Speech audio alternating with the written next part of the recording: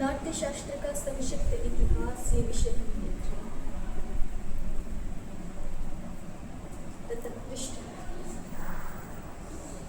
नाट्यशास्त्र का संक्षिप्त इतिहास देखिए। साहित्य में लक्षण ग्रंथों व लक्ष्य ग्रंथों का साहित्य में लक्षण ग्रंथों व लक्ष्य ग्रंथों का चोरी दामन का साथ। लक्षण ग्रंथ और लक्ष्य ग्रंथ आप समझते हैं ना या नहीं? जैसे व्याकरण शास्त्र में लक्षण समझते हैं। लक्षण माने सूत्र और लक्ष्य माने लक्ष्य माने प्रयोग या भाषा। ठीक है। इसी तरह से व्याकरण शास्त्र में भी जैसे लक्षण और लक्ष्य होता है, वैसे ही काव्य शास्त्र में भी कुछ लक्षण शास्त्र हैं और कुछ लक्ष्य ग्रंथ हैं। अब जैसे आप रघुवंश काव्य पढ़ रहे हो या पढ़ते हो तो एक लक्ष्य ग्रंथ है।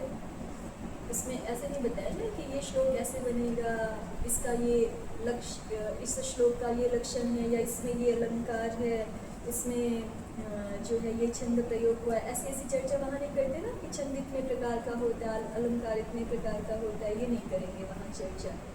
या अलंकार किसको कहते हैं, इस प्रकार की चर्चाएं नहीं होंगी ना जिस ग्रंथ में। तो वो केवल जो है विशुद्ध रूप से जो भाषा का प्रयोग करके, काव्यमयी भाषा का प्रयोग करके जो ग्रंथ रचे गए हैं किसी विषय का निरूपण करने के लिए, वो तो आपके सारे के सारे क्या है, लक्ष्य ग्रंथ। ठीक है। और लक्षण ग्रंथ क्या है, जिसमें ये बताया जाएगा कि काव्य होता क्या है या साहित्य क्या होता है, अलंकार क्या होता है, छंद कितने प्रकार के होते हैं, किस प्रकार के होते हैं, अर्थालंकार क्या है, शब्दालंकार क्या है, शब्द की अलग अलग लक्षणादि वृत्तियाँ, व्यंजनादि वृत्तियाँ क्या हैं, ये सब जिसे बताया जाएगा वो लक्षण।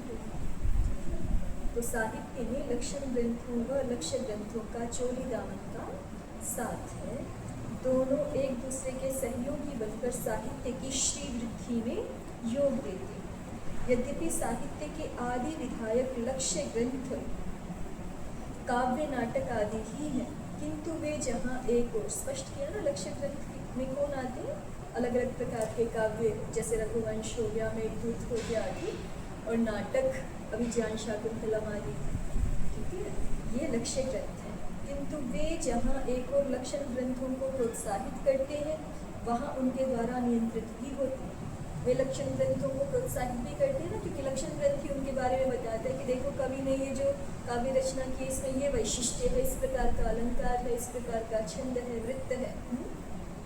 उसके वैशिष्ट्य को हम बिना लक्षण शास्त्र की सहायता के नहीं जान सकते हैं, उसका पूरा आनंद लाभ नहीं ले सकते हैं, और वहाँ उनके द्वारा नियंत्रित भी होते हैं। लक्षण शास्त्र के द्वारा, जैसे व्याकरण शास्त्र के द्वारा संस्कृत भाषा नियंत्रित होती है कि नहीं, या अपनी मर्जी से कुछ भी नहीं कर सकते। इसी प्रकार से काव्य ग्रंथ भी, काव्य के जो लक्ष्य ग्रंथ हैं वो काव्य के लक्षण ग्रंथों के द्वारा नियंत्रित होते हैं नियमों से। इसी प्रकार का छंद होना चाहिए, इसी प्रकार का ये अलंकार होना चाहिए, उनसे नियंत्रित भी होते हैं। लक्ष्य ग्रंथों में रचयिता की उच्छृंखलता मनमानी को रोकने थामने के लिए लक्ष्य ग्रंथों की रचना हुई। ये लक्षण ग्रंथ भी स्वयं अपने पूर्व के लक्ष्य ग्रंथों की विशेषताओं, उनके आदर्शों को बनाकर, मान बनाकर लिखे गए। मान अर्थात प्रमाण बना के, एक हम वो रखते हैं सामने की आदर्श, जैसे चित्र बनाते तो चित्र के लिए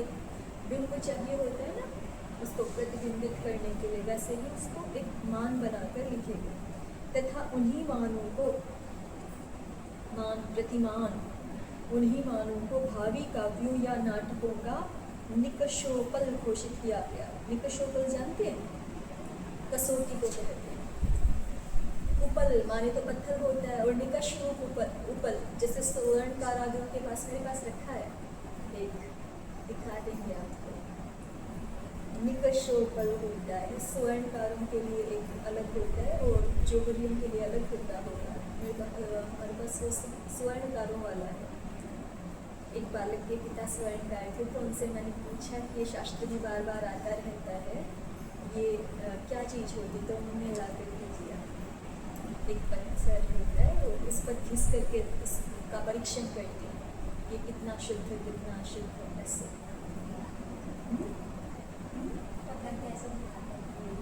हाँ, वो फिर उसके तरीके होते हैं।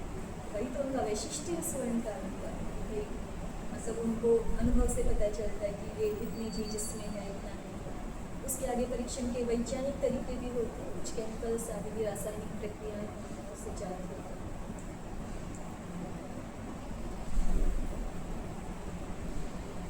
और सामान्य रूप से तो ऐसा भी होता है कि भाई जो उस पर घिसेंगे तो वो घिस जाएगा, और जो नकली होगा वो तुरंत पता चल जाएगा कि ये तो ऐसा है।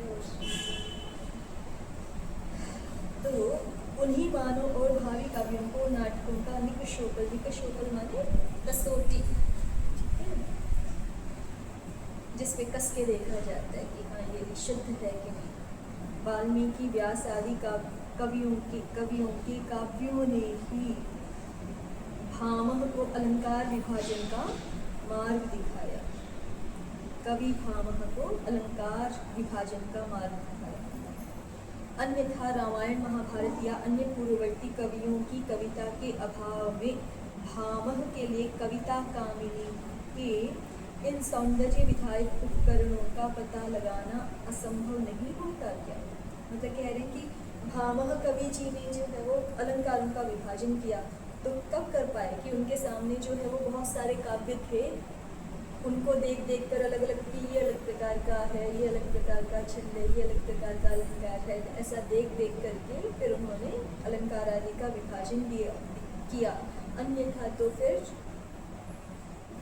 कविता रूपी जो कामिनी है, जैसे कोई कामिनी स्त्री होती है, सुंदरी स्त्री होती है, उसके सौंदर्य विधायक अलग अलग उपकरण होते हैं, वैसे कविता भी एक प्रकार की मानो सुंदर स्त्री है, तो उसके जो अलग अलग प्रकार के अलंकार आदि हैं, उनके उन उपकरणों का पता लगाना भामह जी के लिए भी असंभव हो जाता। अरस्तु पोयतिका तथा रेटोरिका को तभी जन्म दे सका जब उसके आगे एक और हीमर के इलियट तथा ओडिसी एवं स्कोक्लेज के नाटक तथा तत्कालीन ग्रीक पंडितों की भाषण शैलियाँ प्रचलित थी। ये पाश्चात्य जगत के भी कुछ उदाहरण ले रही है कि अरस्तु ने जो है पोएटिका और रेटोरिका को जन्म दिया है, तो या तो ये नायिका हो सकती है उनकी रचनाओं की, या तो उनकी रचनाओं के नाम हो सकते हैं कि वो इस प्रकार की रचनाएं तभी कर सके जब उनके आगे हीमर नाम के जो साहित्यिक रहे, उनकी इलियड, ओडेसी जैसी रचनाएं थी, ठीक है। और स्कोक्लेज नामक साहित्यिक कवि के नाटक उनके सामने थे।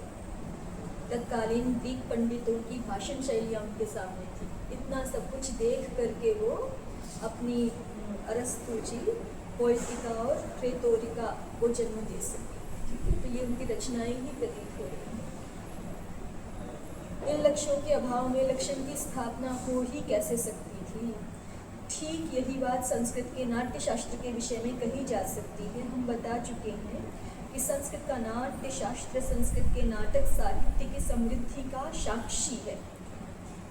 आज 1500 वर्ष से भी अधिक पूर्व लिखा गया भारत का नाट्य शास्त्र इस बात की पुष्टि करता है। भारत का नाट्य शास्त्र भरत जी का नाट्य शास्त्र कितना पुराना मान रहे हैं? लगभग 1500 वर्ष पुराना।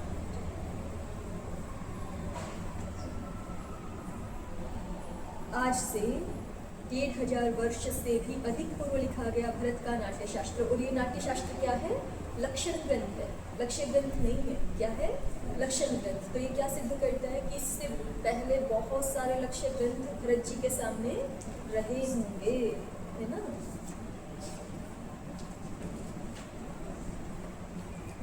ये पुष्ट करता है कि भरत के पूर्व ही कई प्रौढ़ नाटक लिखे जा चुके होंगे जो काल के गर्त में लीन हो गए, और आज हमें भास से ही सबसे पुराने संस्कृत नाटककार दिखाई पड़ते हैं। सब संस्कृत साहित्य में सबसे पुराने नाटककार कौन? भास। जैसा कि हम आगे चलकर बताएंगे, आरंभ में नाट्यशास्त्र तथा अलंकार शास्त्र दो भिन्न शास्त्र थे। राजशेखर की काव्य मीमांसा में इसका स्पष्ट उल्लेख है। यही नहीं, रस की विवेचना नाट्य शास्त्र का अंग थी। अलंकार शास्त्र में इसका प्रवेश पहले तो निषिद्ध था, बाद में इसे गौण रूप देकर प्रवेश स्वीकृति दे भी दी गई। श्रव्य काव्य में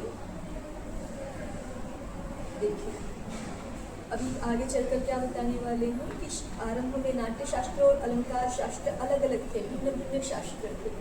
ठीक है। राजशेखर की काव्य मीमांसा बहुत प्रसिद्ध ग्रंथ है, उसमें इस बात का स्पष्ट उल्लेख है। यही नहीं, रस की विवेचना नाट्य शास्त्र का अंग थी। रस की विवेचना नाट्य शास्त्र का अंग ही थी। अलंकार शास्त्र में इसका प्रवेश पहले तो निषिद्ध था, बाद में इसे गौण रूप देकर स्वीकृति दे दी गई। बाद में अलंकार शास्त्र में रस को शामिल कर लिया गया। पहले रस की विवेचना किसका अंग थी? नाट्य शास्त्र का। ठीक है। श्रव्य काव्य में रस की मान्यता ने नाट्य शास्त्र तथा अलंकार शास्त्र के बीच की खाई पाट दी। माने रस को लेकर के अलग भेद था ना दोनों में। नाट्य शास्त्र में तो रस की विवेचना की जाती थी और रस का प्रवेश था वहाँ पे, और अलंकार शास्त्र में तो रस का प्रवेश नहीं था पहले। ठीक है। लेकिन फिर बाद में गौण रूप देकर इसको प्रवेश स्वीकृति दे दी गई, और साथ में श्रव्य काव्य में रस की मान्यता स्वीकार की गई। जो श्रव्य काव्य होते हैं उनमें तो रस होता है। ठीक है। तो रस की मान्यता ने नाट्य शास्त्र तथा अलंकार शास्त्र के बीच की खाई पाट दी। अब दोनों में ही रस का समावेश हो गया ना, अलंकार में भी और नाट्य में भी। तो इसलिए इन दोनों का जो अधिक मतभेद था वो अब नहीं रहा। फलतः परवर्ती अलंकार शास्त्र के ग्रंथ रख सकते हैं। यहाँ पर हम नाट्य शास्त्र के इतिहास पर कुछ शब्द कहते समय शुद्ध अलंकार शास्त्र के लेखकों पर संकेत करना ठीक नहीं समझेंगे। प्रथम,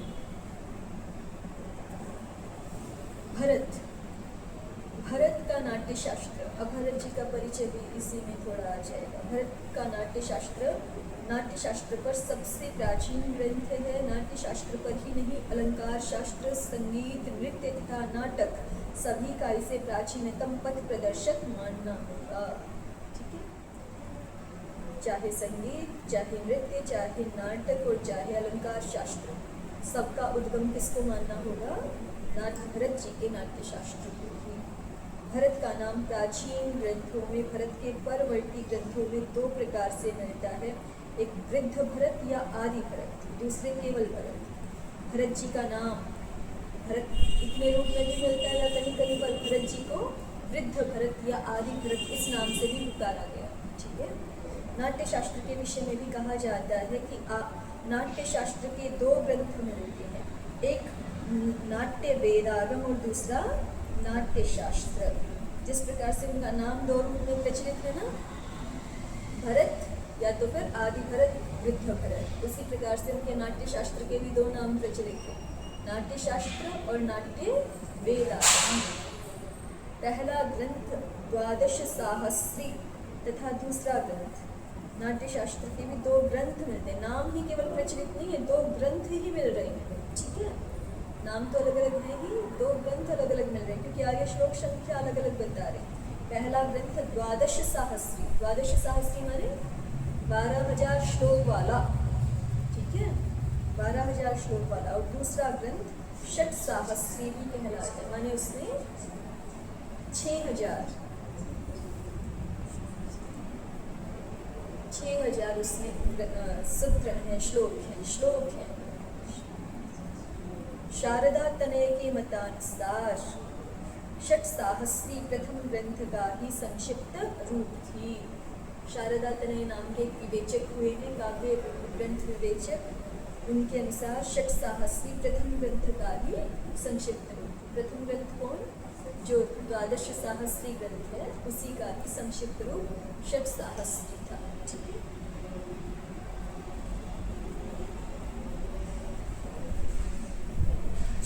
आगे। एवं द्वादश सहस्रैः श्लोकैरेकं तदर्थतः षड्भिः श्लोक सहस्रैर्यो नाट्यवेदस्य संग्रहः। ये भाव प्रकाश में श्लोक प्राप्त होता है। द्वादश सहस्र श्लोकों के द्वारा निर्मित एक है और तद अर्थतः उसके आधे रूप में षड्भी श्लोक सहस्रैः 6000 श्लोकों के द्वारा दूसरा ग्रंथ है, जो कि नाट्य वेद का संग्रह के रूप में प्रचलित है। ठीक है, आगे। नाट्य शास्त्र के रचयिता भरत का क्या समय है? इस संबंध में विद्वानों के कई मत हैं। विद्वानों में कई उनके नाट्य शास्त्र का रचना काल ईसा के पूर्व द्वितीय शताब्दी में मानते हैं और कुछ इससे भी पूर्व मानते हैं। ये ईसा के पूर्व समझते हैं आप लोग? जैसे अभी ईसा का कौन सा चल रहा है? 2025। ठीक है, तो ईसा का जो पहला वर्ष था और उससे 0 मतलब पहला वर्ष, फिर माइनस में चले जाओ, तो माइनस में जाओगे तो पूर्व द्वितीय शताब्दी, -100 से -200 है ना, -100 से -200 वाले में उनका जन्म है भरत जी का। माने जब जो है वो ईसाइयों के अनुसार तो जब सृष्टि शुरू हुई पूरी तरह से, माने नहीं मतलब उनका धर्म ऐसा सृष्टि शुरू नहीं हुई थी, ऐसा नहीं कहना चाहिए। उनका धर्म वहाँ से शुरू हुआ, उनका धर्म नहीं शुरू हुआ था। ईसाई धर्म जब शुरू नहीं हुआ कि ईसा से ईसाई धर्म प्रारंभ हुआ, तो धर्म उनका कितना 1000 वर्ष पुराना है, 2025। और उसको हम लेके घोटते हैं सिर पर, उनके धर्म को याद रखते हैं और अपने वाला कार्य करते हैं।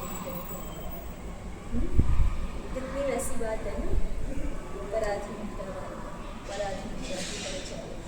नेपाल जैसा छोटा देश में जो है अपनी भाषा और अपनी जो उनकी देशभक्ति है उसके अनुसार व्यवहार करता है। भारत जैसा विशाल सामर्थ्य वाला देश भी जो है वो इतनी हिम्मत नहीं कर पा रहा कि अपने अनुसार काल की गणना कर सके, जबकि इतना समृद्ध ज्योतिष शास्त्र, गणित विषय ज्योतिष शास्त्र यहाँ पे है वर्तमान। चलिए, आप लोग तो कर लिया करो, आप लोग तिथियाँ जो है जैसे बच्चों को यहाँ करवा दिया ना पतंजलि गुरुकुलम में, और टीचर्स को तिथियाँ जो है वो अंग्रेजी वाली नहीं लिखेंगे, या लिखेंगे भी तो वो नीचे लिखेंगे, ऊपर जो है वो अपनी जो देसी तिथियाँ हैं, भारतीय वैदिक तिथियाँ, उन्हीं का उपयोग करते हैं, संक्षिप्त में लिखते हैं। जैसे अभी श्रावण, तो श्रा लग के बिंदु लगा देंगे कृष्ण और द्वादशी त्रयोदशी जो भी है वैसे आप लोग कर सकते हैं। फिर आगे संवत, विक्रम संवत, ठीक है। और जब सिग्नेचर करते तब भी वैसे ही करना चाहिए, भले ही अंग्रेजी की भी लिखते हैं उसमें नीचे, बताना चले किसी को कहीं पे ऑफिशियल इसमें, लेकिन ऐसे कर सकते हैं, करना चाहिए। क्योंकि जब करते हैं तो तभी तो किसी और के ध्यान में आता है। कोई भी नहीं करे तो सभी भूले हुए होते हैं, कोई करता है तो फिर अन्य किसी के भी ध्यान में आता है कैसे करना चाहिए। चलिए, और जो अंग्रेजी तिथियों से जन्मदिन मनाते हैं वो तो बिल्कुल गलत मनाते हैं, है ना, क्योंकि उस दिन तो जन्मदिन होता ही नहीं हमारा, उस दिन ग्रह नक्षत्रों आदियों की स्थिति होती ही नहीं, तो भारतीय तिथि के अनुसार मनाएंगे तभी बनेगा।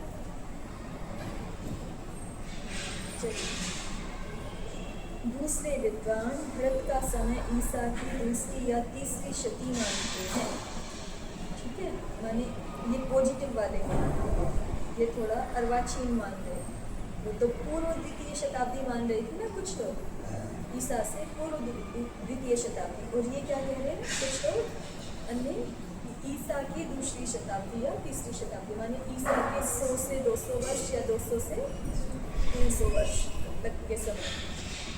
कुछ ऐसे भी विद्वान हैं जो भरत का काल तो तीसरी या चौथी शती मानते हैं, किंतु नाट्य शास्त्र के इस रूप को उस काल का नहीं मानते।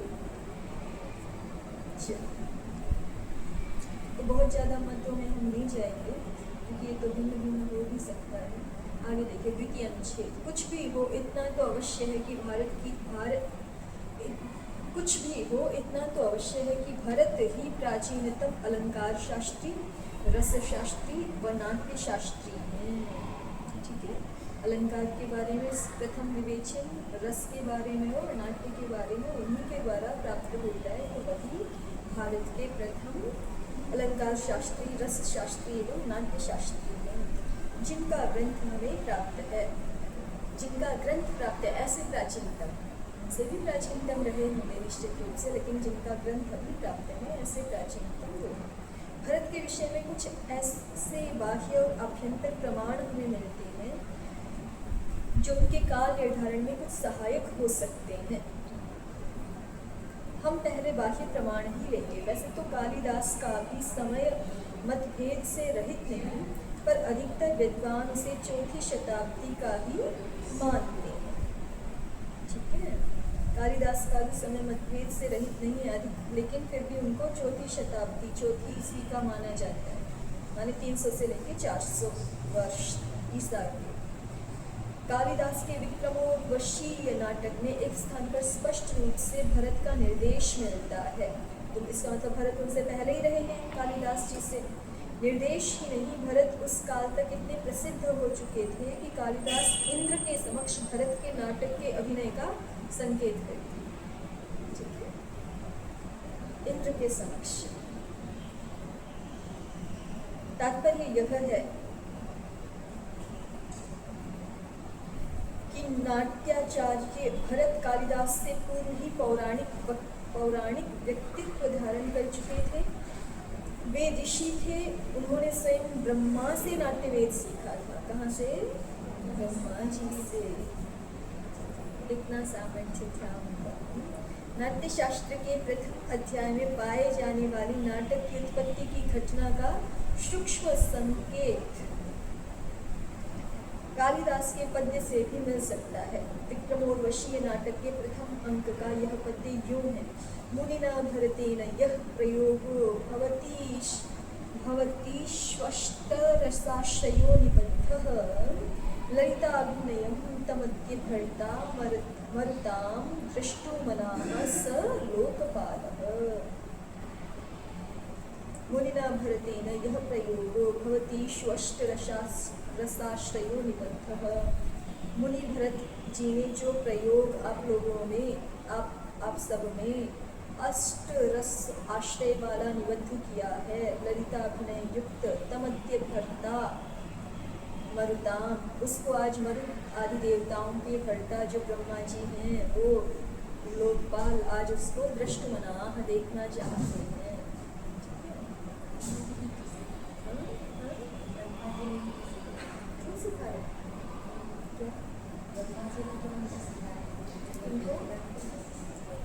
नहीं, वो तो ब्रह्मा जी देखना चाहते हैं। मुनिना भरतेन यः प्रयोगः, किन्हीं जो नर्तकियाँ आदि है ना, उनको कहा जा रहा है मुनिना भरतेन यः प्रयोगः भवतीषु अष्टरसाश्रयो निबद्धः ललिताभिनयं तम अद्य मरुतां भरता स लोकपालः दृष्टुमनः।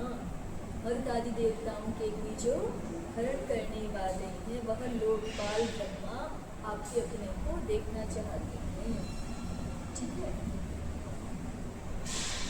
नहीं, ये तो भट्टा जो है यहाँ पे वो इंद्र ले लेंगे, ऊपर दिया है ना प्रसंग में, इंद्र के समक्ष भरत के नाटक के अभिनय का संकेत। ठीक है, तो इंद्र देखना चाहते हैं। मरुतगणों के, देवताओं के जो भट्टा है, उनके भरण पोषण करने वाले उनके राजा हैं इंद्र, उनको देख सकते हैं। ठीक है, पूरे प्रसंग से ब्रह्मा जी तो नहीं है, लेकिन यहाँ पे प्रसंग से जो लिया गया है, ऊपर स्पष्ट भी किया है ना इन्होंने। तात्पर्य इतने प्रसिद्ध हो चुके थे भरत उस काल तक कि कालिदास वर्णन करते हैं कि इंद्र के समक्ष भरत जी का नाटक हुआ। नाट्य शास्त्र के अंतर्गत कुछ ऐसे स्थल हैं जो उसकी प्राचीनता को और पुष्ट करते हैं। नाट्य शास्त्र में ऐन्द्र व्याकरण तथा यास्क के उद्धरण है, ध्यान दीजिए, ऐन्द्र व्याकरण और यास्क के उद्धरण नाट्य शास्त्र में प्राप्त हो रहे हैं, किंतु पाणिनि के नहीं है। और पाणिनि जी बहुत प्रसिद्ध रहे, तो इसका मतलब ये पाणिनि से पूर्ववर्ती है। ठीक है, पाणिनि से पूर्ववर्ती है नाट्य शास्त्र की रचना। अतः नाट्य शास्त्र उस काल की रचना है जब ऐन्द्र व्याकरण का महत्व पाणिनीय व्याकरण के द्वारा घटाया नहीं गया था। बाद में तो पाणिनीय व्याकरण इतना प्रसिद्ध हो गया कि बाकी सबका महत्व जो है वो अभिभूत हो गया। नाट्य शास्त्र में कई प्राचीनतम सूत्रों व श्लोकों का उदाहरण मिलता है। अत्रानुवंशे आर्ये भवतः तत्र श्लोकः आदि। भाषा व विषय प्रतिपादन की दृष्टि से भी भरत का नाट्य शास्त्र प्राचीनता का द्योतक है। भाषाविद लोग जानते हैं, अलग अलग समय में भाषाओं में कुछ कुछ प्रयोगों में कुछ कुछ परिवर्तन जैसा प्रतीत होता है। किस प्रकार की किस शैली वाली भाषा किस काल में अधिक प्रयुक्त हुई, उसमें थोड़ा थोड़ा अंतर आ जाता है। यद्यपि भाषा वही है, लेकिन उसके भी कुछ शब्द अति प्रयुक्त किसी काल में, कुछ शब्द अप्रयुक्त किसी काल में। अप्रयुक्त जैसे न्यून प्रयोग वाले हो जाते, शैली अलग हो जाती है। तो कह रहे हैं कि भरत जी के नाट्य शास्त्र की जो भाषा है, विषय प्रतिपादन की शैली है, उस दृष्टि से भी यही ज्ञात होता है कि ये नाट्य शास्त्र अति प्राचीन है। फलतः भरत भी भरत मुनि के नाम से प्रसिद्ध हो गए हैं। भरत का नाट्य शास्त्र कहीं कहीं सूत्र परिपाटी का आश्रय लेता है, कहीं कहीं उसमें सूत्र परिपाटी भी है। टीकाकारों ने भरत की रचना को कई स्थानों पर सूत्र तथा उन्हें सूत्रकृत कहा है। भरत जी के सूत्र और भरत जी क्या हो गए, सूत्रकृत। नान्यदेव भरत के लिए सूत्रकृत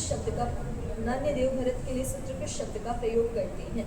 कलानामानि सूत्रकृत उक्तानि यथा। अभिनव गुप्त भी भरत के नाट्य शास्त्र को भरत सूत्र कहते हैं। भरत के नाट्य शास्त्र को किस नाम से कह रही है, भरत सूत्र। षट्त्रिंशतम भरत सूत्रम इदम विवृण्वन अनुमान है। अनुमान है भरत का नाट्य शास्त्र कालिदास से लगभग 2 शताब्दी पूर्व का, ईसा की दूसरी शती का है। ईसा की दूसरी शती का है। भरत का नाट्य शास्त्र 37 अध्यायों का ग्रंथ है। भरत के नाट्य शास्त्र के विषय में प्राचीन टीकाकारों का मत है कि वह 36 अध्यायों में विभक्त है। अभिनव गुप्त भी अभिनव भारती में उसे 63 अध्याय वाला ही मानते हैं। 63 मानते, जैसे अष्टाध्यायी को कहते हैं ना पंचक, वैसे ही उस ग्रंथ को नाम क्या दे रही है, 63 किस आधार में। अष्टाध्यायी को क्या बोल दिया मैंने, अष्टकम। पंचकम बोल दिया ना शायद, अष्टकम बोलते हैं जैसे अष्टाध्यायी को, वैसे ही ये भरत मुनि जी का जो नाट्य ग्रंथ है, नाट्य सूत्र है, वो 36 अध्यायों में विभक्त है, इसलिए उसका नाम क्या है, षट्त्रिंशकम। किंतु इसके साथ ही अभिनव 37वें अध्याय पर भी भारती लिखते हैं। साथ ही अभिनव गुप्त नाम के कवि हैं, वो 37वें अध्याय पर भारती नाम की टीका लिख रहे हैं। साथ ही इस अध्याय का अलग से मंगलाचरण कर रहे हैं। तो वो इस बात का संकेत करता है कि अभिनव 36 अध्याय की परंपरागत मान्यता को स्वीकार करते हुए भी इस अध्याय की व्याख्या करते हैं। इतना ही नहीं, नाट्य शास्त्र के उत्तर व दक्षिण में प्राप्त प्राचीन हस्तलेखों में भी यह भेद पाया जाता है। उत्तर की प्रतियों में 37 अध्याय हैं, और जबकि दक्षिण के हस्तलेखों में 36 व 37 दोनों अध्याय एक साथ ही 36वें अध्याय में पाए जाते हैं। ठीक है, ठीक हुआ। उत्तर में 37 अध्याय प्रचलित है। उत्तर में जो उनकी हस्तलिपियाँ जो भी प्राप्त हुई होंगी उसमें 37 अध्याय हैं, और दक्षिण के हस्तलेखों में ऐसा हो गया है कि 36वें और 37वें दोनों अध्याय को मिला करके 36वें के रूप में ही पढ़ा गया। ठीक है, इसका क्या कारण है? कुछ लोगों के मतानुसार 36वें अध्याय को 2 अध्यायों में विभक्त करना भारती के रचयिता अभिनव गुप्त पादाचार्य को ही अभिष्ट था। यद्यपि वे पुरानी 36 अध्याय वाली परिपाटी को सर्वथा भंग नहीं करना चाहते थे। ठीक है, अभिनव गुप्त अपने शैव सिद्धांतों का मेल नाट्य शास्त्र के 36 अध्यायों से मिलाकर शैव 36 तत्वों का संकेत करते जान पड़ते हैं। इन तत्वों से पर स्थित अनुत्तर तत्व का संकेत करने के लिए उन्होंने 36वें अध्याय में से ही 37वें अध्याय की रचना की हो। ऐसा भी हो सकता है कि ये मूलतः तो 36 अध्याय ही थे, लेकिन भारती नाम की टीका जो लिख रहे थे अभिनव गुप्त पादाचार्य, उन्होंने 37वें अध्याय की कल्पना की 36वें का ही कुछ पार्ट अलग करके। और उन्होंने ऐसा क्यों किया? तो कह रहे हैं कि वो शैव सिद्धांतों के परिपोषक थे। तो शैव सिद्धांतों में 36 तत्व होते हैं और एक 37वां तत्व उनसे सर्वथा भिन्न होता है, कि जो उन सबसे उत्तर है, जो एक जिसको हम कहते हैं ना कि जो निर्वचनीय तत्व के रूप में उसको स्थापित करना चाहते थे। तो शैव सिद्धांतों का इस ग्रंथ से मेल दिखाते हुए मानो उन्होंने 36 अध्यायों का तो अलग से वर्णन किया और एक 37वें अध्याय का भी निरूपण किया अनुत्तर तत्व के रूप में। ठीक है, ऐसा कारण हो सकता है। 37वें अध्याय की अभिनव भारती का मंगलाचरण इसका संकेत दे सकता है।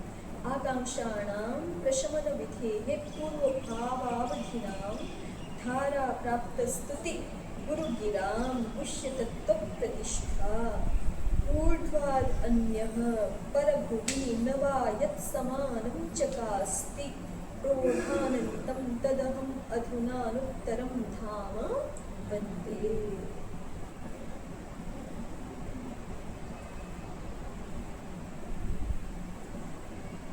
तो यहाँ पे अनुत्तरम धाम वंदे, ये जो संकेत है ना, इससे ये मान रहे हैं कि ऐसा हो सकता है उन्होंने अपने शैव सिद्धांतों के सामने के लिए ऐसा किया।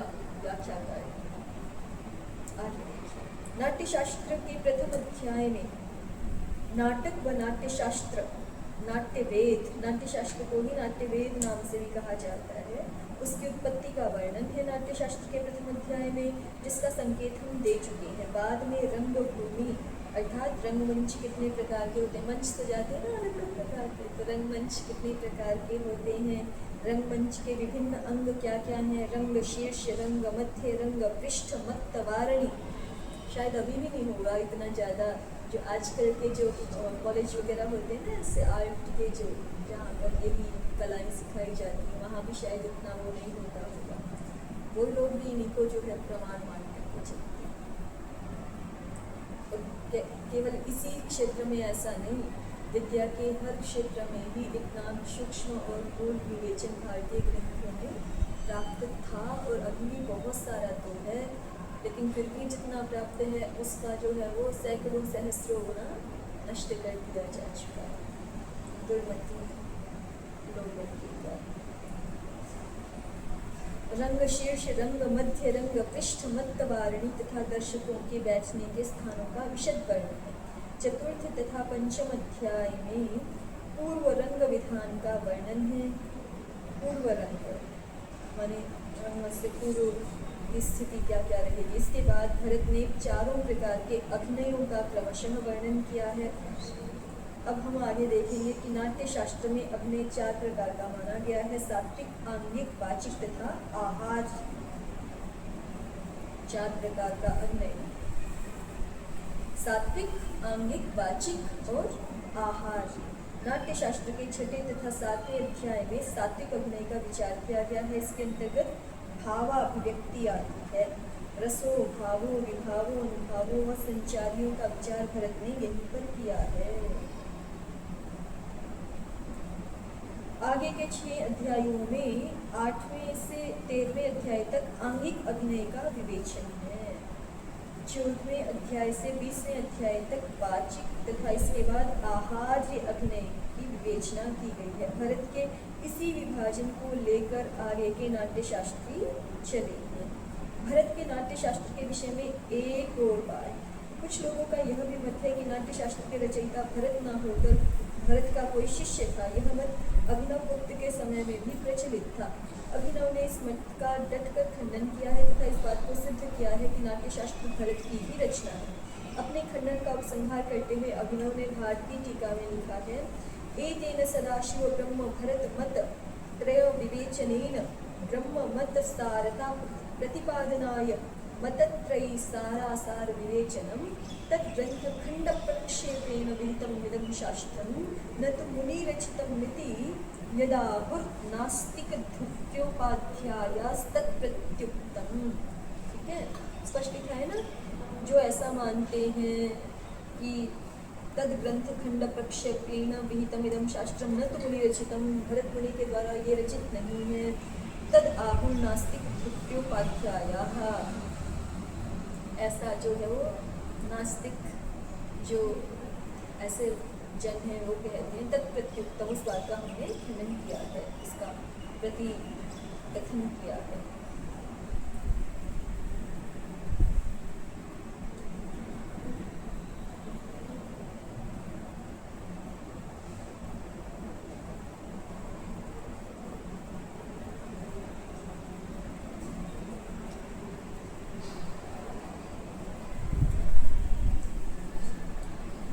भरत के नाट्यशास्त्र या सूत्रों पर कई टीकाएं और व्याख्याएं लिखी गई जो नाट्यशास्त्र के विकास में सहायक हुई।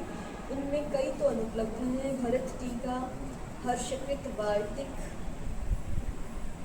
शाक्याचार्य राहुलकृत कारिकाएं, मातृगुप्तकृत टीका, कीर्तिधर कृत टीका उनमें से हैं जो उपलब्ध नहीं है। इनमें से कुछ के उद्धरण व मत भारतीय में मिलते हैं। भरत के प्रसिद्ध सूत्र विभावानुभाव व्यभिचारी संयोगात रस निष्पत्ति, रस की निष्पत्ति कैसे होती है? विभावानुभाव व्यभिचारी संयोगात। इसकी व्याख्या करने वालों में लोल्लट, शंकुक, भट्टनायक व अभिनवगुप्त प्रसिद्ध हैं। अभिनव ने भारतीय की रचना की है। क्या लोल्लट, शंकुक व भट्टनायक ने भी भरत के नाट्य शास्त्र पर कोई व्याख्यान लिखी थी? आगे ये उनका परिचय दे रही हैं। लोल्लट, शंकुक, नाट्य शास्त्रियों में प्रथम भरत का नाम लिया ना, और द्वितीय रूप में लोल्लट, शंकुक, भट्टनायक, अभिनवगुप्त पादाचार्य और धनंजय, धनिक, विश्वनाथ, रामचंद्र, गुणचंद्रकृत, नाट्य दर्पण आदि ये सब। फिर जो अभी विशेष रूप से हम जिनकी रचना पढ़ रहे हैं 10 रूपक, उनके बारे में कहा गया है। धनंजय कृत कारिकाएं व धनिक कृत वृत्ति। तो फिर अग्रिम इसमें हम अग्रिम कक्षा में ये देखते हैं धनंजय कृत कारिकाएं व धनिक कृत वृत्ति। ये भी पढ़ना चाहते हैं, लोल्लट का परिचय पढ़ना चाहते हैं।